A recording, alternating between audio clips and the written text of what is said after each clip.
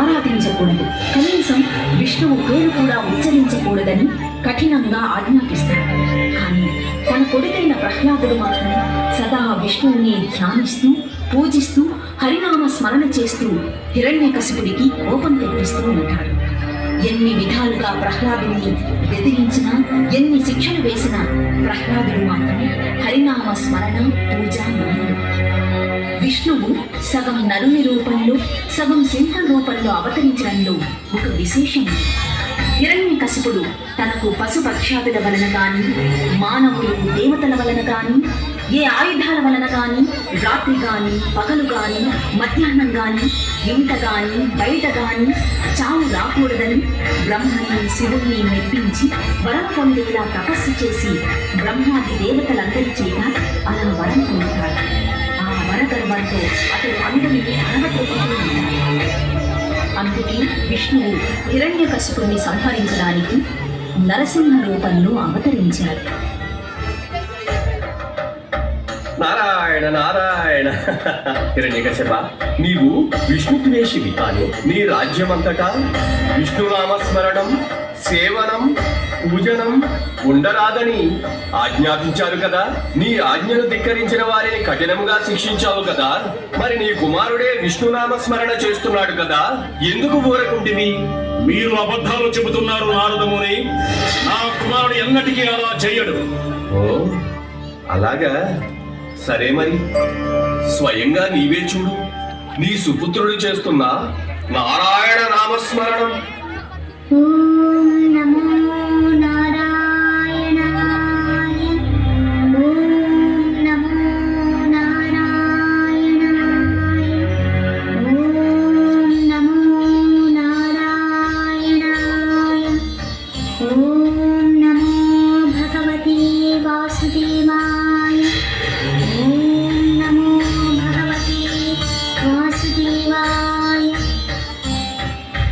నారాయణ మంత్రం శ్రీమన్నారాయణ భజనం, నారాయణ మంత్రం శ్రీమన్నారాయణ భజనం, భవబంధాలు పారద్రోణి పరమన సంగే సాధనం, నారాయణ మంత్రం శ్రీమన్నారాయణ భజనం, నారాయణ మంత్రం శ్రీమన్నారాయణ భజనం.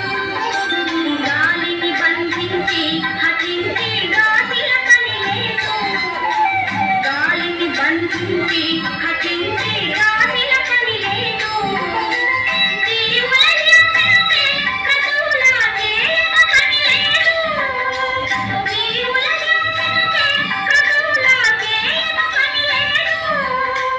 మాధవ మధుసూదనాని మనసున కలసిన చాలుగా, మాధవ మధుసూదన.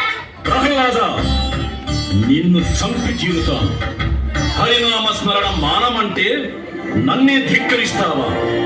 తండ్రి, నన్ను చంపినా సరే నేను హరినామస్మరణ మానను. నీవు కూడా ఆ హరిని పూజించు, నిన్ను అనుగ్రహిస్తాడు. స్వామి, ప్రహ్లాదుడు మన సుపుత్రుడు, అతన్ని క్షమించి వదిలివేయండి. స్వామి, అతన్ని శిక్షించకండి. నా ఒక్కగానొక్క కొడుకు ప్రహ్లాదుడు స్వామి, మన వంశాంకురం స్వామి, అతన్ని ఏమీ చేయకండి స్వామి, క్షమించి వదిలిపెట్టండి. నీ విష్ణువు ఎక్కడున్నాడు? ఎలా ఉన్నాడు? చెప్పు, వెంటనే అతన్ని సంహరిస్తాను. హరి ఇందుగలడందు లేడని సందేహము వలదు. ఎందెందు వెతికి చూసినా హరి సర్వోపగతుండు. తండ్రి, హరి ఎక్కడైనా ఉంటాడు. అయితే ఈ స్తంభంలో ఉన్నాడా నీ హరి? ఓ, ఈ స్తంభంలో కూడా ఉంటాడు. పిలిస్తే పలుకుతాడు, కానీ పిరికి పందలా దాక్కుని లేడు. హరి వీర భయంకరంగా దీనిని చీల్చుకొని రాగలడు. కావాలంటే పగలగొట్టి చూడండి ఈ స్తంభాన్ని. శ్రీహరి తన భక్తులను రక్షించడానికి సదా సిద్ధంగా ఉంటాడు, సర్వత్రా ఉంటాడు. అయితే ఈ స్తంభాన్ని పగలగొట్టి నీ హరిని సంహరిస్తాను, చూడు. తండ్రి, నీవు శరణు వేడుకో, నిన్ను క్షమించి అనుగ్రహిస్తాడు, నీకు ప్రాణభిక్ష పెడతాడు. అతడు నాకు ప్రాణభిక్ష పెట్టడం ఏమిటి? నేనే అతని ప్రాణాన్ని నా గదాఘాతంతో సంహరిస్తాను.